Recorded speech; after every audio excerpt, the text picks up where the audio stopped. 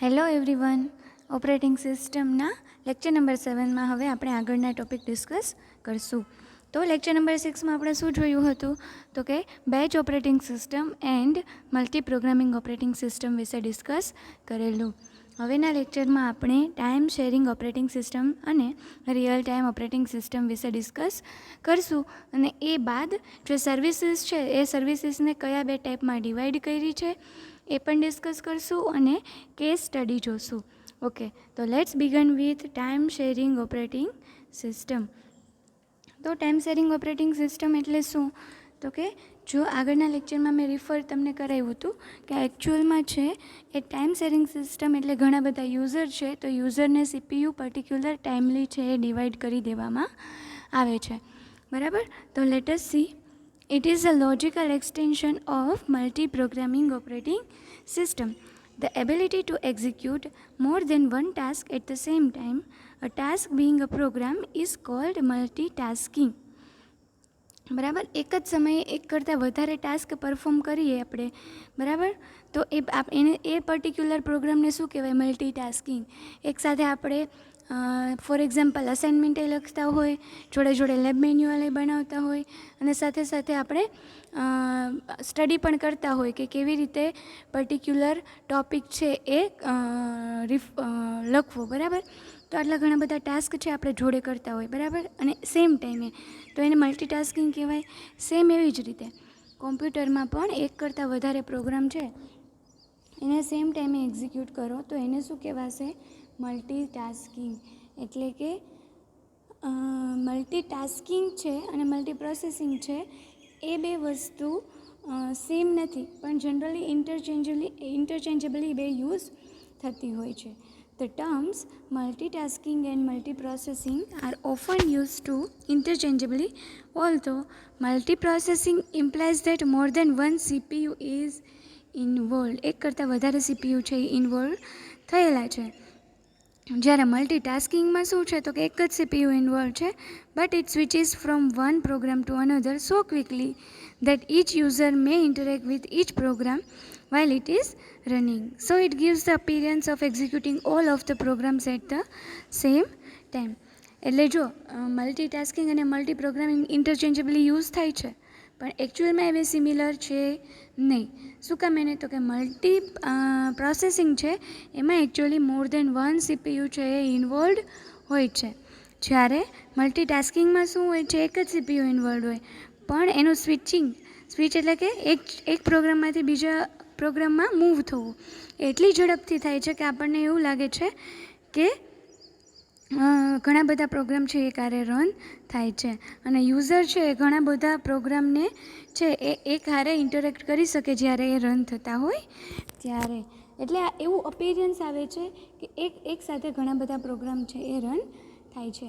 તમારી જે સિસ્ટમ છે, બરાબર, તો તમારી સિસ્ટમમાં વર્ડ ફાઇલ ઓપન છે, પાવર પોઈન્ટ ઓપન છે, સીનો પ્રોગ્રામ રન થાય છે, પછી તમે મ્યુઝિક સાંભળો છો, તો આ બધા પ્રોગ્રામ છે એ બરાબર એમ શું કહેવાય કે એક સાથે બધા પ્રોગ્રામ રન થાય છે, બરાબર, તો વિચ ઇઝ કોલ્ડ મલ્ટીટાસ્કિંગ, કે એક સાથે ઘણા બધા એકચ્યુઅલમાં પ્રોગ્રામ છે તમે યુઝર છે એની સાથે ઇન્ટરેક્ટ કરી શકે. Okay, a time-shared operating system uses CPU scheduling and multiprogramming to provide each user with a small portion of a time-shared computer. Each user has at least one separate program in memory.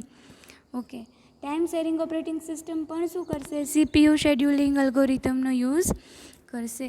અને પહેલાંના લેક્ચરમાં આપણે જોયું હતું કે scheduling algorithm છે, તો એ scheduling અલ્ગોરિધમનો યુઝ શેના માટે થાય છે તો કે મલ્ટી પ્રોગ્રામિંગમાં ઘણા બધા પ્રોગ્રામ રન થવા માટે રેડી હોય તો કયા પ્રોગ્રામને પહેલાં રન કરવો, તો કયા પ્રોગ્રામને પહેલાં રન કરવો એ ડિસાઇડ કોણ કરશે તો કે CPU શેડ્યુલિંગ અલ્ગોરિધમ. સેમ એવી જ રીતે CPU છે એ કયા ટાઈમે કયા પ્રોગ્રામને આપવું એ ટાઈમ બેઝડ ડિસાઇડ કરવા માટે CPU શેડ્યુલિંગની જરૂર પડશે. A program in execution is called process. જે પ્રોગ્રામ જ્યારે એક્ઝિક્યુટ થતો હોય એને પ્રોસેસ કહેવાય. યુનિટ નંબર 2 છે એ આખું બેઝડ છે પ્રોસેસ ઉપર. ઓકે, એટલે કે પ્રોસેસ કેવી રીતે હેન્ડલ કરવી, પ્રોસેસ કેવી રીતે પ્રોસેસ કેવી રીતે ચેન્જ થાય છે, એ બધું આપણે સેકન્ડ યુનિટમાં જોશું. પણ પ્રોગ્રામ છે એ એક્ઝિક્યુટ કરો છો એનો મતલબ કે પ્રોસેસ બની જાય છે. બરાબર. પછી એવું નથી તમે સીનો પ્રોગ્રામ લખો તો એ જ પ્રોગ્રામ કહેવાય. કોઈ પણ વસ્તુ જ્યારે એક્ઝિક્યુટ થતી હોય તો એ પ્રોસેસ બની જાય છે. બરાબર. Time slice is amount of that is given to process two execute on processor. બરાબર. દરેક પ્રોસેસને છે એ ટાઈમ સ્લાઇસ એટલે શું? સમયનો એક ટુકડો. બરાબર. ગુજરાતીમાં કહીએ તો સમયનો એક ટુકડો. તો દરેક જે પ્રોસેસર છે એ દરેક પ્રોસેસર છે એને પર્ટિક્યુલર પ્રોસેસને ટાઈમ સ્લાઇસમાં ડિવાઈડ કરીને આપવામાં આવે છે કે પહેલી પ્રોસેસ છે તો એને આટલા ટાઈમ સુધી, બીજી પ્રોસેસ છે તો એને આટલા ટાઈમ સુધી, ત્રીજી પ્રોસેસ છે તો એને આટલા ટાઈમ સુધી. બરાબર. એવી રીતે છે એ પર્ટિક્યુલર ડિવાઈડ કરવામાં આવે છે. A time sharing operating system must have memory management, synchronization, communication, protection file system and disk management. આટલી વસ્તુ છે એ મેનેજ કરવી પડે. બરાબર. કે મેમરીનું મેનેજમેન્ટ કરવું પડે, સિન્ક્રોનાઇઝેશન કરવું પડે. કેમ કે તમે એક ટાઈમ સ્લાઇસ છે પ્રોસેસ 1ને, વળી પાછો પ્રોસેસ 2ને, વળી પાછો પ્રોસેસ 3ને, ફરી પાછો process P1, process P2, process 3, P3. બરાબર. તો એના માટે સિન્ક્રોનાઇઝેશન જોઈએ, કોમ્યુનિકેશન જોઈએ, પ્રોટેક્શન ફાઇલ સિસ્ટમ જોઈએ, ડિસ્ક મેનેજમેન્ટ જોઈએ, મેમરી મેનેજમેન્ટ જોઈએ. આ બધી વસ્તુ છે એ મેનેજ કરવી પડે. Okay, there are two basic types of multitasking. કઈ બે બેઝિક ટાઈપ્સ છે? તો કે પ્રિએમ્પ્ટિવ મલ્ટીટાસ્કિંગ એટલે કે ફોર્સિબલી. બરાબર. And non preemptive or cooperative multitasking voluntarily. Preemptive, non preemptive algorithms પણ આવશે જે આપણે સેકન્ડ યુનિટમાં ડિસ્કસ કરશું. પણ અત્યારે એટલું ક્લિયર કરીએ કે what is actually preemptive multitasking and non preemptive multitasking. પહેલાં હું તમને સિમ્પલ લેંગ્વેજમાં કહી દઉં કે પ્રિએમ્પ્ટિવ મલ્ટીટાસ્કિંગ એટલે કે ફોર્સેબલી મલ્ટીટાસ્કિંગ એટલે શું. સપોઝ કે કોઈ પર્ટિક્યુલર પ્રોસેસ પાસે છે એ CPU છે. બરાબર. પછી એ પર્ટિક્યુલર ટાઈમ છે, એ પર્ટિક્યુલર ટાઈમ ડ્યુરેશન પૂરો થાય એટલે એ પ્રોસેસ પૂરી થઈ હોય કે ના થઈ હોય, ફોર્સેબલી એની પાસેથી CPU લઈ લેવામાં આવે છે. બરાબર. જેથી કરીને શું થાય કે ઘણા બધા યુઝરને તમે છે એ CPU અલોકેટ કરી શકો. A program is allowed to execute only for some maximum time duration. After this time duration, CPU is forcibly taken away from the program. બરાબર. ફોર એક્ઝામ્પલ, ઘણા બધા સ્ટુડન્ટ્સ છે. બરાબર. ઘણા બધા સ્ટુડન્ટ્સ છે એ ફેકલ્ટીને ક્વેશ્ચન પૂછે છે, અથવા તો ઘણા બધા સ્ટુડન્ટ્સ છે એને દરેક સ્ટુડન્ટે 5 બુકમાં સાઇન કરાવી છે. બરાબર. તમારી પાસે ટોટલ 5 બુક્સ છે અને એવા ઘણા બધા સ્ટુડન્ટ્સ છે. સપોઝ ફોર એક્ઝામ્પલ 20 સ્ટુડન્ટ્સ છે. એ 20 સ્ટુડન્ટ્સે 5 બુક્સ છે એ પર્ટિક્યુલર ફેકલ્ટી પાસે સાઇન કરાવી છે. ઓકે. તો હવે સપોઝ હું એવું કરું કે હું છે એ પહેલાં સ્ટુડન્ટની 5 બુક સાઇન કરી દઉં, પછી બીજા સ્ટુડન્ટ્સની 5 બુક સાઇન કરું, પછી ત્રીજા સ્ટુડન્ટની 5 બુક સાઇન કરું. તો એટ ધી એન્ડ જે 20th સ્ટુડન્ટ હોય એનો ટર્ન ક્યારે આવે? બરાબર. એના બદલે હું શું કરું તો કે પહેલાં છે દરેક સ્ટુડન્ટની એક બુક સાઇન કરું, પછી પાછું દરેક સ્ટુડન્ટની બીજી બુક સાઇન કરું, પછી દરેક સ્ટુડન્ટની ત્રીજી બુક સાઇન કરું, પછી ચોથી અને પછી 5મી. તો શું થશે કે દરેક સ્ટુડન્ટને રિસ્પોન્સ મળશે. બરાબર. તો એવી જ રીતે ઘણી બધી પ્રોસેસ છે. બરાબર. તો એમાં શું કરવાનું કે 5 સેકન્ડ છે એ પહેલી પ્રોસેસને CPU આપ્યું, બીજી 5 સેકન્ડ છે એના પછીની 5 સેકન્ડ માટે પ્રોસેસ P2ને CPU આપ્યું, એના પછીની 5 સેકન્ડ માટે પ્રોસેસ P3ને CPU આપ્યું, ફરી પાછું 5 સેકન્ડ P1ને, P2ને, P3. જેથી કરીને શું થાય કે દરેક યુઝર છે અથવા તો દરેક પ્રોગ્રામ છે એને છે એ વેઇટ નહીં કરવો પડે. જેમ મેં કીધું એમ કે જે 20th સ્ટુડન્ટ હતો એની બુક ચેક કરવા માટે એની બુક ચેક કરવાનો ટર્ન આવે તો એમાં બહુ ટાઈમ લાગે. બરાબર. એની બદલે હું બધાની પહેલાં એક બુક સાઇન કરું તો 20 સ્ટુડન્ટ જે છે એનો ટર્ન પણ જલ્દીથી આવી જશે. તો સેમ એવી જ રીતે રિસ્પોન્સ છે એ બધા યુઝરને ઓર બધા પ્રોગ્રામને ઝડપથી મળી જાય એટલા માટે પ્રિએમ્પ્ટિવ મલ્ટીટાસ્કિંગનો યુઝ થાય છે. એનું એક્ઝામ્પલ કયું છે? OS2, વિન્ડોઝ 95, વિન્ડોઝ NT, તો એમિગા ઓપરેટિંગ સિસ્ટમ એન્ડ યુનિક્સ. બરાબર. આ છે એ પ્રિએમ્પ્ટિવ મલ્ટીટાસ્કિંગનો યુઝ કરે છે. હવે નોન પ્રિએમ્પ્ટિવ એટલે કે વોલ્યુન્ટરીલી ફોર્સ કરવાનો નથી.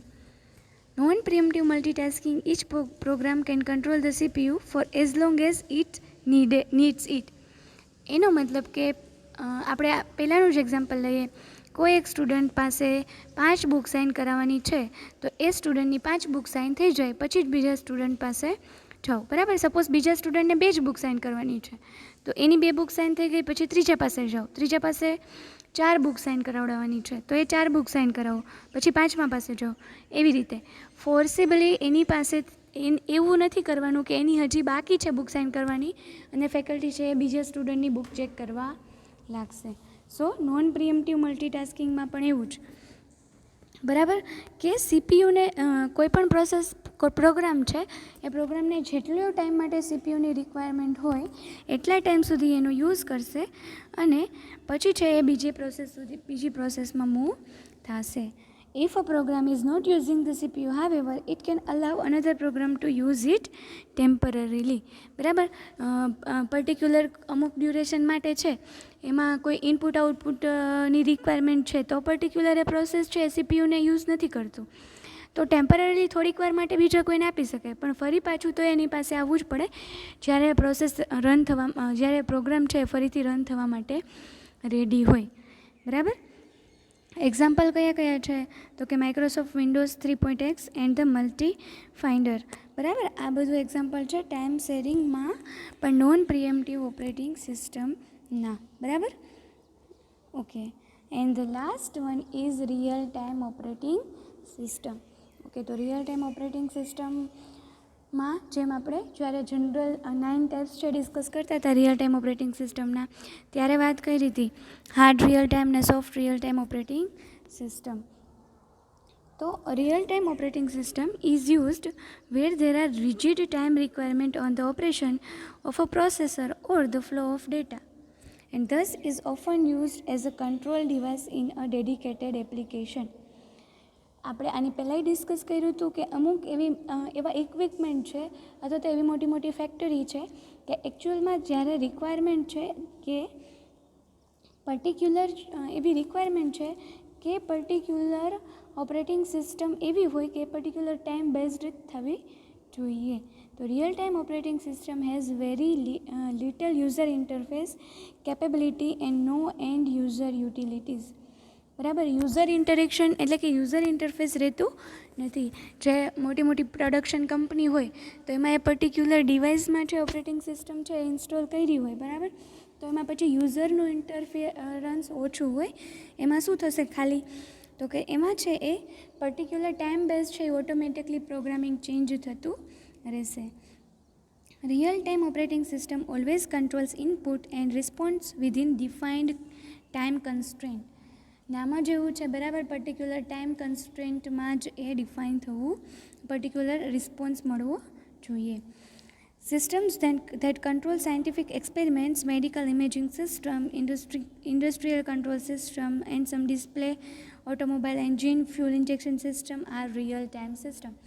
એકચ્યુઅલમાં રિયલ લાઈફમાં જે પ્રોડક્શન માટે યુઝ થતો હોય બરાબર મેડિકલમાં યુઝ થતો હોય સાયન્ટિફિક એક્સપેરિમેન્ટમાં યુઝ થતો હોય તો એમાં ટાઈમ કન્સ્ટ્રેન્ટ હોય. એવું નહીં કે 5 મિનિટ પછી થાય તો ચાલે. કોઈ વિડીયો છે એ વિડીયોનું સ્ટ્રીમિંગ થાય છે. બરાબર. તો કાંઈ ઇશ્યુ આવ્યો અને વિડીયોનું સ્ટ્રીમિંગ બંધ થઈ ગયું તો ચાલે આપણે 10 મિનિટ પછી એ વિડીયો જોઈએ. પણ જો એ રિયલ ટાઈમ સિસ્ટમ છે કે મેડિકલ સિસ્ટમ છે ફ્યુલ ઇન્જેક્શન છે ઇન્ડસ્ટ્રી કંટ્રોલ સિસ્ટમ છે ઓટોમોબાઈલ એન્જિન છે તો એમાં એ પર્ટિક્યુલર સિસ્ટમમાં ટાઈમ કન્સ્ટ્રેન્ટ હોય એમાં ટાઈમ ડિલે ચાલે નહીં. A real-time operating system has well-defined fixed time constraint. Processing must be done with the defined constraint or the system will fail.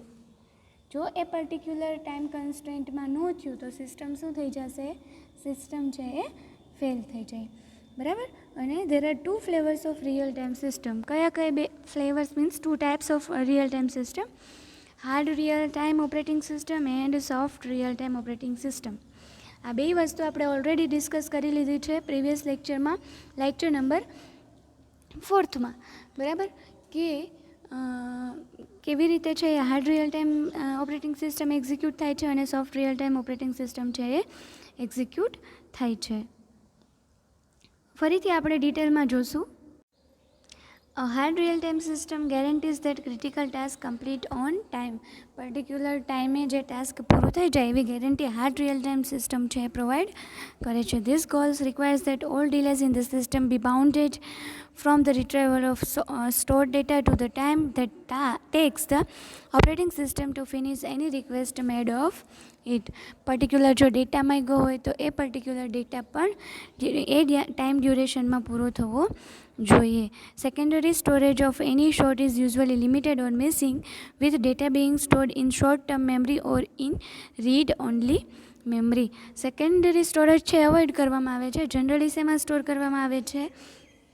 રોમમાં જે ડેટા સ્ટોર કરવામાં આવે છે. ઓકે. સોફ્ટ રિયલ ટાઈમ સિસ્ટમમાં શું હશે?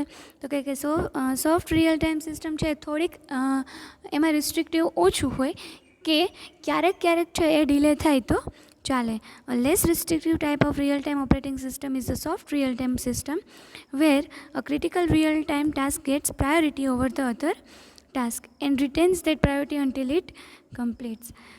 So, soft real-time system have more limited utility than hard real-time system, and they are risky if used for industrial control and robotics because of their lack of deadline support. પણ આ સિસ્ટમનો તમે industrial control અને રોબોટિક્સમાં use કરી શકો નહીં. શું કામ એને? તો કે એમાં છે એ લિમિટેડ યુટિલિટી એટલે કે લિમિટેડ રિસોર્સિસ અથવા તો લિમિટેડ રિસ્ટ્રિક્શન છે એ રાખવામાં આવેલા હોય છે. They are useful in multimedia, virtual reality and advanced scientific projects such as undersea exploration and planetary rovers. બરાબર. એક્ઝામ્પલ ડિજિટલ ઓડિયો મલ્ટીમીડિયા એટલે જેમ એમ કીધું તો એમ કે મલ્ટીમીડિયા છે, ડિજિટલ ઓડિયો છે, આવા ટાઈપમાં ક્યારેક જો ડિલે થાય અથવા તો એ પર્ટિક્યુલર ટાઈમ ડ્યુરેશનમાં એ ન પૂરું થાય તો સિસ્ટમ ફેલ થઈ જતી નથી આખી. બરાબર. એટલે માટે એ સોફ્ટ રિયલ ટાઈમ સિસ્ટમ છે. પણ એકચ્યુઅલમાં સોફ્ટ રિયલ ટાઈમ સિસ્ટમ છે એ વર્ક એ પછી ઇન્ડસ્ટ્રીયલ કંટ્રોલમાં અને રોબોટિક્સમાં ચાલે નહીં. એટલે બેયના અલગ અલગ યુઝ છે. જ્યાં તમે સોફ્ટ રિયલ ટાઈમ સિસ્ટમનો યુઝ કરી શકતા હોય તો ત્યાં સોફ્ટ રિયલ ટાઈમ સિસ્ટમનો ઇન્સ્ટોલેશન કરવાનું. બટ એ જગ્યાએ પછી હાર્ડ રિયલ ટાઈમ સિસ્ટમ ના ચાલે. અને જ્યાં તમે hard real time system industry છે, રોબોટિક્સ છે, એવી બધી જગ્યાએ તમે હાર્ડ રિયલ સિસ્ટમનો યુઝ કરતા હોય કે જેમાં ફૂલ ટાઈમ કન્સ્ટ્રેન્ટ હોય, બરાબર, એમાં ડીલે ચાલે નહીં, તો ત્યાં તમે છે એ સોફ્ટ રિયલ ટાઈમ સિસ્ટમનો યુઝ કરી શકો નહીં.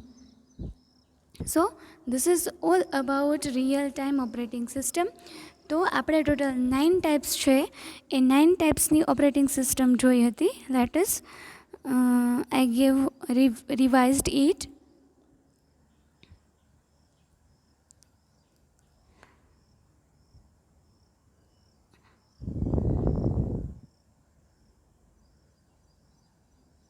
Okay, total 9 types of operating system are there. First one is mainframe operating system. Second one is server operating system. Third one is multiprocessor operating system. Fourth one is personal computer operating system. Fifth one is handheld computer operating system. Sixth, embedded operating system. Sensor node operating system. Real-time operating system and smart card operating system. પણ આમાંથી પછી આપણે main જે 4 ટાઈપની operating system as per the GTU syllabus છે એ આપણે discuss કરી. કઈ આપણે ડિસ્કસ કરી? તો કે બેચ ઓપરેટિંગ સિસ્ટમ. બરાબર. બેચ ઓપરેટિંગ સિસ્ટમ પછી second one is multiprogramming operating system. Multiprogramming operating system પછી થર્ડ વન આપણે ટાઈમ શેરિંગ ઓપરેટિંગ સિસ્ટમ જોઈ. અને ટાઈમ શેરિંગ ઓપરેટિંગ સિસ્ટમ પછી આપણે ફોર્થ વન જોઈ રિયલ ટાઈમ ઓપરેટિંગ સિસ્ટમ. હવે આની પહેલાંના લેક્ચરમાં આપણે જે સર્વિસીસ છે ડિસ્કસ કરી હતી કે પ્રોગ્રામ ઓએસની સર્વિસીસ કઈ છે, પ્રોગ્રામ ડેવલપમેન્ટ છે, પ્રોગ્રામ એક્ઝિક્યુશન છે, એક્સેસ ટુ આઈઓ ડિવાઇસીસ છે, મેમરી મેનેજમેન્ટ છે, કંટ્રોલ એક્સેસ ટુ ફાઇલ છે, કોમ્યુનિકેશન છે, એરર ડિટેક્શન એન્ડ રિસ્પોન્સ છે, એકાઉન્ટિંગ છે, પ્રોટેક્શન એન્ડ સિક્યુરિટી છે. આ બધી સર્વિસીસ આપણે ઓલરેડી ડિસ્કસ કરી લીધી છે, પણ એને એકચ્યુઅલમાં બે ટાઈપમાં ડિવાઈડ કરવામાં આવેલી છે. આપણે ઇન જનરલ બધી સર્વિસીસ એકારે જોઈ હતી, પણ એને બે પોર્શનમાં ડિવાઈડ કરવાની કે services from user point of view, તો એમાં કઈ આવશે? Program execution, access to IO devices, control access to file, communication, error detection and response. આ 5 છે એ સર્વિસીસ છે એ યુઝર પોઈન્ટ ઓફ વ્યૂની આવશે. અને અકાઉન્ટિંગ છે, પ્રોટેક્શન એન્ડ સિક્યુરિટી છે, રિસોર્સ એલોકેશન છે, આ 3 છે એ સિસ્ટમ પોઈન્ટ ઓફ વ્યૂથી આવશે. જો તમે આ સર્વિસીસ છે એને ડિટેલમાં તમે સ્ટડી કરેલી છે આગળના લેક્ચરમાં, બરાબર? તો એના માટે તમે લેક્ચર નંબર 4 એન્ડ 5 બંને રિફર કરી દેજો. એટલે types of operating system and services છે એ પણ તમારું રિવાઇઝ થઈ જશે. પણ ખાસ ધ્યાન રાખવાનું છે કે જો સિસ્ટમ પોઈન્ટ ઓફ વ્યૂથી પૂછાય તો આટલી સર્વિસીસ છે, અને યુઝર પોઈન્ટ ઓફ વ્યૂથી પૂછાય તો આટલી ટાઈપની સર્વિસીસ છે. Okay, now we will discuss case study. Okay, હવે કેસ સ્ટડીમાં શું જોવાનું છે? તો કે two well known operating system Linux and Windows XP are described in this section. Case સ્ટડીમાં આપણે લિનક્સ અને વિન્ડોઝ એક્સપી ઓપરેટિંગ સિસ્ટમ છે એના વિશે ડિસ્કસ કરશું. અહીંયા ખાલી બ્રીફ ઓવરવ્યૂ આપેલો છે, બરાબર? તમે છે એ ડિટેલમાં છે એ લિનક્સ ઓપરેટિંગ સિસ્ટમ અને વિન્ડોઝ એક્સપી ઓપરેટિંગ સિસ્ટમ વિશે સર્ચ કરી અને વેરિયસ એના ફીચર્સને એ બધું ડિસ્કસ કરી શકો છો. ધીસ ઇઝ કેસ સ્ટડી, એટલે આમાં કોઈ જાતનું લિમિટેશન ના હોય કે આટલો જ કન્ટેન્ટ છે એ તમે લઈ શકો, બરાબર? As per GTU examination there will be 3 marks of question. Write short note on Linux operating system and write short note on Windows XP operating system. Okay, so let us start from Linux. Linux operating system has primarily 3 components. Okay, Linux operating system છે એને total 3 components છે. Okay, first one કયું છે? Kernel. Kernel is the core part of Linux. It is responsible for all major activities of this operating system. It consists of various modules and it interacts directly with the underlying hardware. Kernel provides the required abstraction to hide low-level hardware details to system or application programs. જો Linux operating system જેને design કરી તો એમાં છે ને એને એક main component બનાવ્યો અને એને નામ આપ્યું છે કર્નલ. કર્નલ છે એકચ્યુઅલમાં શું છે? કોર પાર્ટ છે લિનક્સ ઓપરેટિંગ સિસ્ટમનો, કે એ બધી એક્ટિવિટી માટે રિસ્પોન્સિબલ કર્નલ રહેશે, બરાબર? હવે જો ઘણા બધા મોડ્યુલ હોય, પણ હાર્ડવેર જોડે જે ઇન્ટરેક્ટ કરવું હોય તો હાર્ડવેર જોડે ઇન્ટરેક્ટ છે એ કોણ કરશે? કર્નલ. અને એ છે એ જે યુઝર છે એટલે કે સિસ્ટમ જે યુઝ કરતા હશે એ લોકોને એ હાર્ડવેરની ડિટેલ છે ડિસ્પ્લે થવા દેશે નહીં. જેથી કરીને શું છે કે યુઝર છે એને હાર્ડવેરની કોઈ પર્ટિક્યુલર લેંગ્વેજ જાણવાની જરૂર રહેતી નથી. એ ડિરેક્ટલી કર્નલને ઇન્સ્ટ્રક્શન આપી અને એક્ઝિક્યુટ કરાવી શકશે. So kernel is the core part of Linux. Okay, second component of Linux operating system is the system libraries. System libraries are special function or programs using which application programs or system utilities access kernel's features. These libraries implement most of the functionality of the operating system and do not require kernel's modules code access, right? એ શું કરે છે તો કે કર્નલના ફીચરને છે એ કર્નલના ફીચરને access કરવા માટે છે એ particular special ફંક્શનનો અથવા તો પ્રોગ્રામનો યુઝ કરે છે કે જેથી કરીને જે સિસ્ટમની યુટિલિટીઝ છે એ કર્નલના ફીચર્સ છે એને એક્સેસ કરી શકે. Okay, the third one is system utility. આ કઈનો કમ્પોનેન્ટ છે? થર્ડ વન લિનક્સ ઓપરેટિંગ સિસ્ટમનો થર્ડ કમ્પોનેન્ટ છે. System utility programs are responsible to do specialized individual level tasks. આ છે પર્ટિક્યુલર સ્પેશિયલાઇઝ ટાસ્ક હોય, ઇન્ડિવિજ્યુઅલ પર્ટિક્યુલર ટાસ્ક કરવાનું હોય તો એ છે એ સિસ્ટમ યુટિલિટી પ્રોગ્રામ્સ છે એ પરફોર્મ કરશે. Okay, now we will discuss Windows 7. તો વિન્ડોઝ 7 ઓબ્જેક્ટિવ શું છે એનું? તો કે learn about main features in each Windows 7 edition and what are minimum hardware requirements. બરાબર, પર્ટિક્યુલર કાંઈ પ્રી રિક્વિઝિટ્સ છે તો કે ના, કોઈ જાતના પ્રી રિક્વિઝિટ્સ છે નહીં. હવે જુઓ, વિન્ડોઝ 7 છે તો વિન્ડોઝ 7 તમને બધાને ખબર જ હશે. બરાબર, તો તમે વિન્ડોઝ 7 વિશે વધારે સર્ચ કરી અને એના પર્ટિક્યુલર ફીચર્સ છે એ ફાઇન્ડ આઉટ કરી શકશો. ટોટલ એના કેટલા એડિશન છે? તો કે 7 ટાઈપ્સના એડિશન છે. Home basic, home premium, professional, enterprise, ultimate, આ બધા એના સ્ટાર્ટર, એ બધા એના વિન્ડોઝ 7ના એડિશન છે. ઓકે, તો હજી જેમ મેં કીધું એમ આ કેસ સ્ટડી છે, આમાં કોઈ રિસ્ટ્રિક્ટેડ કન્ટેન્ટ ના હોય. તમે હજી વધારે વિન્ડોઝ 7 વિન્ડોઝ વિશે અને લિનક્સ ઓપરેટિંગ સિસ્ટમ વિશે છે એક્સપ્લોર કરી શકો છો. હવે આટલો પોર્શન છે એ as per the GTU syllabus હતો. બરાબર, હવે પછીનો જે ટૉપિક છે system calls and OS structures, આ ટૉપિક છે એ એકચ્યુઅલમાં GTUના સિલેબસમાં નથી, ફર્સ્ટ યુનિટના સિલેબસમાં નથી. બરાબર, પણ જસ્ટ ફોર નોલેજ ઓર જસ્ટ ફોર સપ્લિમેન્ટરી કમ્પોનન્ટ્સ છે એ અહીં આપેલા છે. જો તમને ઇન્ટરેસ્ટ હોય અને તમે વધારે આમાં ડીપમાં જવા માગતા હોય તો તમે system calls and OS structure વિશે સ્ટડી કરી શકશો. આજે હું PPT છે એ શેર કરીશ તમારી લોકો જોડે, એટલે જેથી કરીને તમને જો ઇન્ટરેસ્ટ હોય તો તમે system calls and OS structure વિશે વધારે સ્ટડી કરી શકો.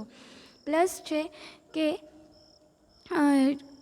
સિસ્ટમ કોલ્સનો જનરલી યુઝ શેમાં થાય છે? તો કે લિનક્સ ઓપરેટિંગ સિસ્ટમમાં. તો આટલા ટાઈપના વેરિયસ છે એ યુનિક્સ છે, તો યુનિક્સના સિસ્ટમ કોલ્સ છે. પ્લસ છે એ અહીંયા લિસ્ટ આપેલું છે સિસ્ટમ, આવી રીતે સિસ્ટમ કોલ એક્ઝિક્યુટ થાય છે. સિસ્ટમ કોલ્સ વિશે ડિટેલમાં આપેલું છે. આ કઈ રીતે ફાઇલ સિસ્ટમ છે એ મેનેજ થાય છે.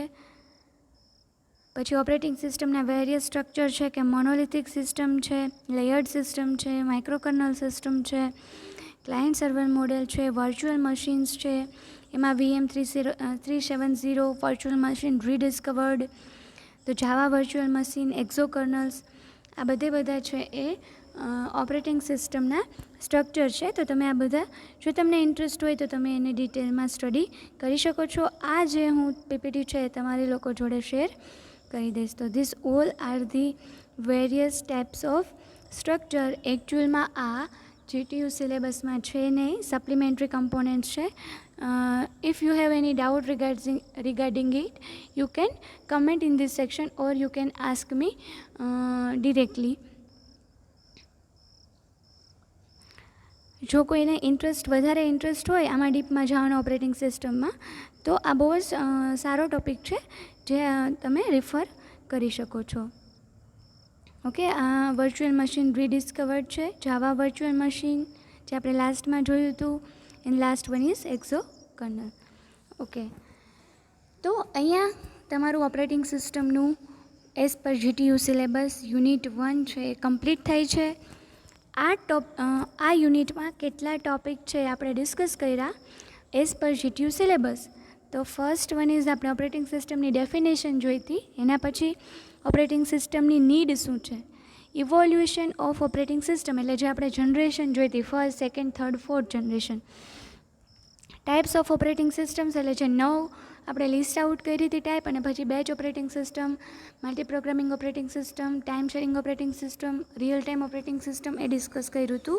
એ ઓપરેટિંગ સિસ્ટમ સર્વિસીસ, જે ઓપરેટિંગ સિસ્ટમની સર્વિસીસ આપણે યુઝર પોઈન્ટ ઓફ વ્યૂ અને સિસ્ટમ પોઈન્ટ ઓફ વ્યૂથી ડિવાઈડ કરી અને એની ઇન જનરલ પણ ઓપરેટિંગ સિસ્ટમ સર્વિસીસ ડિસ્કસ કરી હતી. અને લાસ્ટ ટોપિક છે Linux and Windows XP case study.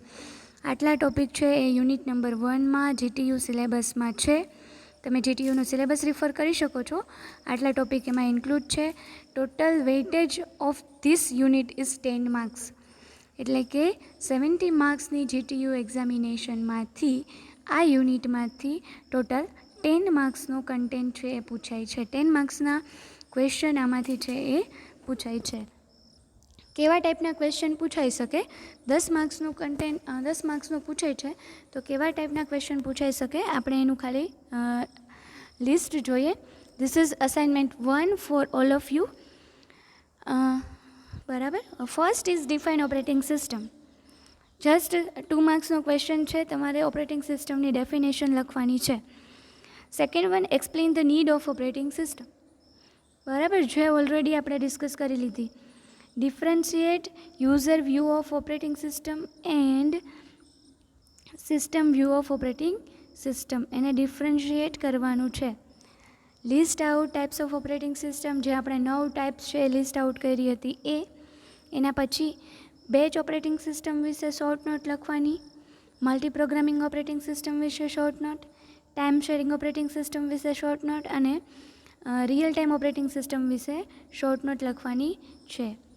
Differentiate છે multi programming operating system versus time sharing operating system, તેમજ real time operating system versus time sharing operating system. આનો differentiate છે એ તમને ડિરેક્ટલી છે એ આપેલો નથી, પણ તમને આ રિયલ ટાઈમ ઓપરેટિંગ સિસ્ટમ અને મલ્ટી પ્રોગ્રામિંગ ઓપરેટિંગ સિસ્ટમ અને time sharing operating system already study કરી લીધી છે, તો તમે એનો ઇઝીલી ડિફરન્સ છે એ બનાવી શકો. Explain operating system services. Write short note on Linux operating system and write short note on Windows XP operating system. આવા ટાઈપના ક્વેશ્ચન છે એ GTU એક્ઝામિનેશનમાં પૂછાઈ શકે. 10 માર્ક્સના ક્વેશ્ચન હશે. I hope all of you enjoyed this session for unit number 1. હવે next લેક્ચરથી આપણે unit 2ની શરૂઆત કરશું. યુનિટ 2 છે બેઝડ ઓન પ્રોસેસ. ખાલી એટલું કહી દઉં કે પ્રોસેસ એટલે શું, તો કે કોઈ પણ પ્રોગ્રામ જ્યારે એક્ઝિક્યુટ થતું હોય એને પ્રોસેસ કહેવાય. પ્રોગ્રામ અને પ્રોસેસ છે એ બે ઇક્વલ નથી. Okay, thank you.